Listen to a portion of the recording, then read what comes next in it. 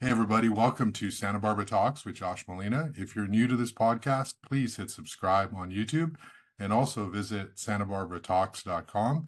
Consider making a contribution to support these podcasts. I'm going to talk about the city of Santa Barbara. It's going to be a rough week for them.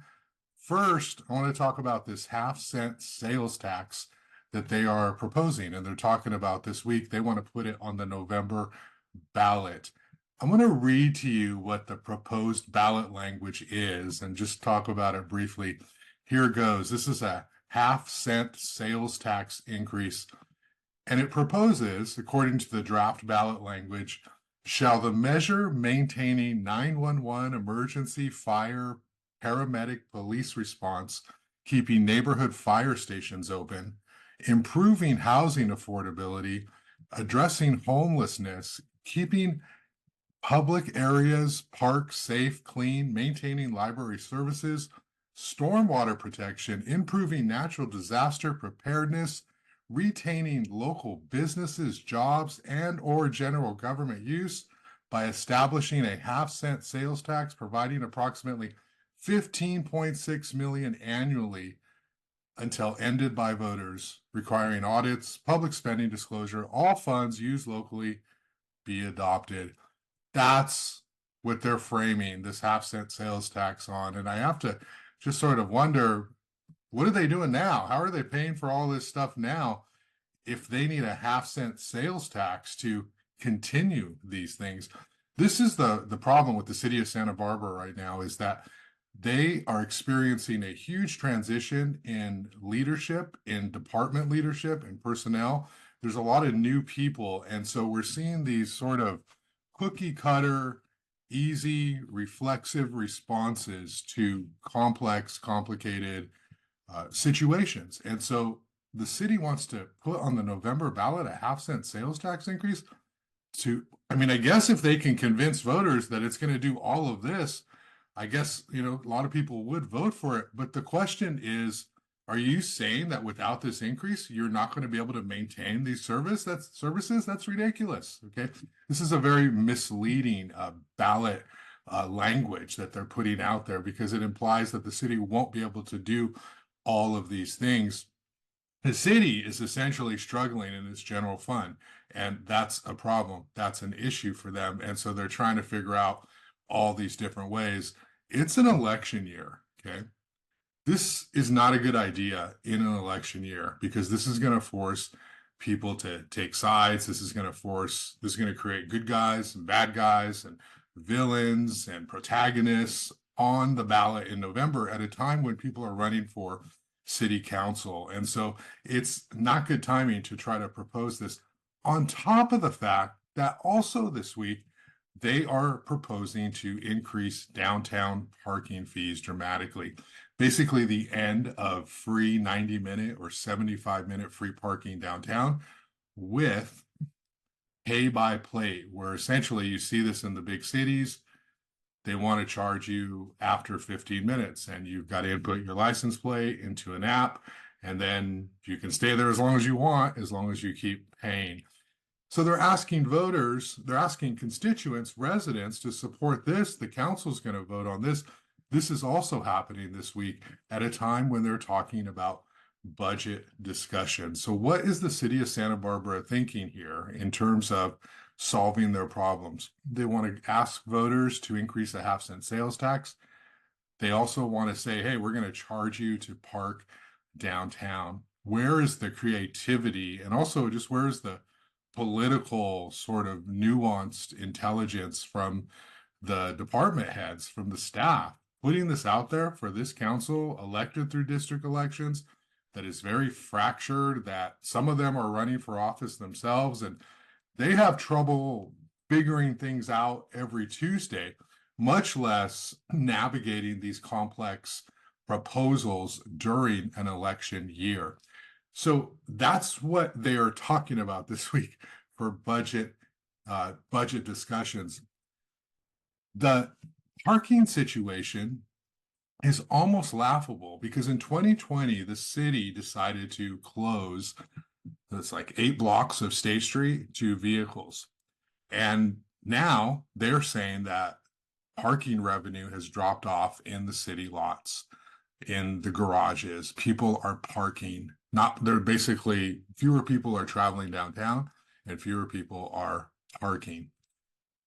So what did they think was going to happen if they were going to discourage people from driving downtown? If you discourage people from driving downtown, that essentially means that people aren't going to park downtown. And if they're not going to park downtown, you're not going to get any money downtown in terms of revenue. Also, if people aren't driving downtown, they're probably going to shop less downtown and eat less downtown. So it is sort of a obvious thing that when you take these actions, there's going to be impacts. Okay. So they have essentially turned State Street into a bicycle thoroughfare. If you've been down there at all lately, and this is a very contentious debate, and I think it's largely based on a generation and lifestyle. There are some people who see people on electric bikes whizzing down State Street and thinking, wow, this is so cool. This is so urban. This is so vibrant. Look at this space. It's activated.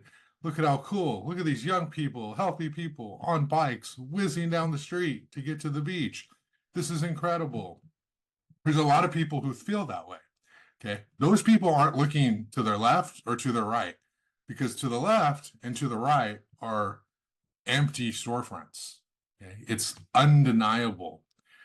There's more people on bikes on State Street, but that doesn't necessarily mean the space is more activated and welcome to all people and all modes of transportation.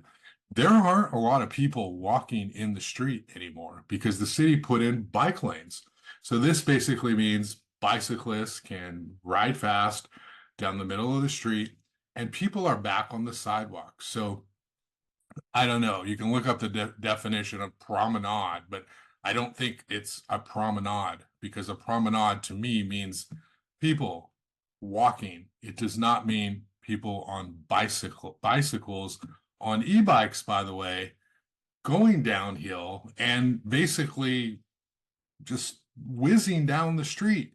That's not a welcome environment for children, not a welcome environment for seniors, and it's not a welcome environment for just a lot of people who don't want to be worrying about getting hit by bikes or having to dash out of the way quickly. So if the city of Santa Barbara would just be honest with the public and say, we're not creating a promenade, we're creating a bike thoroughfare, that would be fine, right? They're just being honest and they're letting people know, but they're trying to like convince everybody that, oh, this is great, this is the best use, when we have vacant storefronts, we have fewer people downtown actually shopping.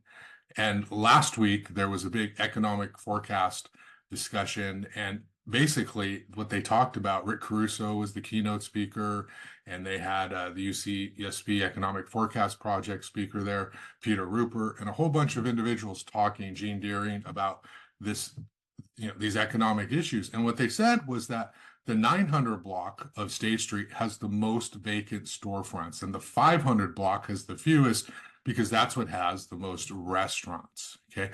So the blocks with some outdoor eating and parklets seem to do a little bit better. But guess what happens on the 500 block? It's a dismount zone. You're not supposed to ride your bike on the 500 block. You're supposed to get off of it and walk on it. So there is a correlation. So I think that somebody in the city of Santa Barbara needs to show some leadership and just be honest with the public, because we have alternative transportation and bicycle activists and even some members of the council trying to tell us to our face that State Street is better because it's a bike thoroughfare. That's just undeniably wrong. Okay, that makes zero sense. That is not true. It's better if you want to ride your e-bike down State Street into the ocean and back and have people look at you and you look at people. Yes, it's better for those people, but it is not better for the people who are trying to have a business downtown, because those people don't get off their bikes and go shopping and then bike with their goods and their services or their bags. They don't do that. They're essentially cruising, but not on a car anymore, on a bicycle. And so some of those people are eating, of course, but we have all these retail shops. So then the answer is, okay, retail's dead, right? We need to change it. Let's turn it all into axe throwing and interactive experiences. Okay, great. How do you do that? Show me how it's done. This land is expensive. So it's not just easy to just say, oh, let's turn it into something else. We're not playing a video game where you create a fake city and you try to win. Okay, that's not what is happening here. We have a situation where these property owners are holding out for the highest rent that they can sell to some business. They have these big spaces, and these businesses are saying, we can't afford that. We want smaller spaces. And then you have the bike people saying, well, they can all just go away and just let the downtown be a promenade with bicyclists and people walking around. Okay, this is like the greatest real estate in Santa Barbara. This is prime real estate. Everyone knows what State Street. So we're going to let those buildings fall apart. We're going to let retail go away and replace it with what? What are we going to replace it with? Restaurants all up and down State Street? Even with parklets, restaurants fail all the time. I write every week about a restaurant opening, the next week, a restaurant closing. It's hard to be in the restaurant business. So this idea that people are just trying to force down our mouths that all of a sudden, like, State Street's better because there's people whizzing around on e-bikes is just not true. And so no one has the exact answer. It is very complicated, but everybody needs to be just a little bit honest and say, we don't know how to make this work. But what is happening now isn't working. It's not working for a variety of people.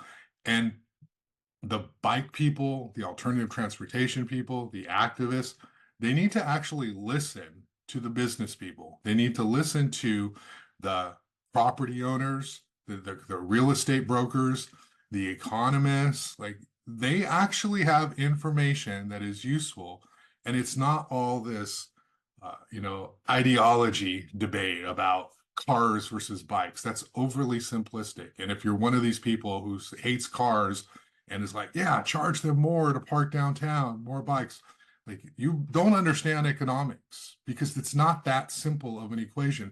This is public property. It's a shared use. We all have to use it. So that means that we have to consider all factors, including the economic ones, because I don't think there's been a study that says people who ride their e-bikes as a thoroughfare down State Street to Cabrillo Boulevard increase the amount of sales tax at downtown businesses. I don't think anyone's done that study, because that study doesn't exist, because they're not shopping. The retail places are falling apart. So whatever you believe, like whatever perspective you have, there needs to be some just honesty and recognition that it's not better. It is absolutely not better. If it were to go back to cars, would it be better? Who knows? But I bet the downtown parking situation would be better. They're facing something like a $3.1 million shortfall next year, unless they raise the fees at the surface lots, on city streets, and in the garages. They do want a discount for employees who work downtown. Their monthly permit would drop to $70. That's great. Something has to change, but charging people to park downtown when there's already fewer people coming downtown, to me, sounds like it's going to discourage those people who are coming downtown. And whatever, the tourists want to come downtown, do what they do. I'm sure the Tourism Bureau is not happy about this, because it creates a perception that, like, other cities are better to go to. But really, this is also a local conversation. Like, if you're a local, you shouldn't have to be worried about paying after 15 minutes to park downtown.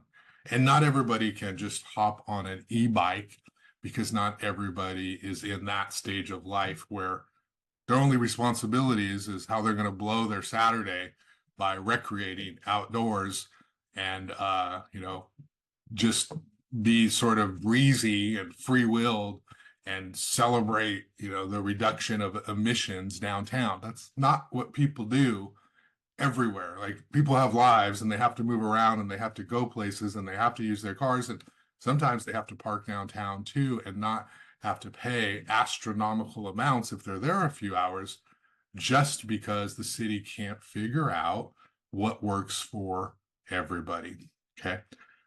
Two more things. The city of Santa Barbara is getting sued by Disney and Hulu. This is a story that I'm working on.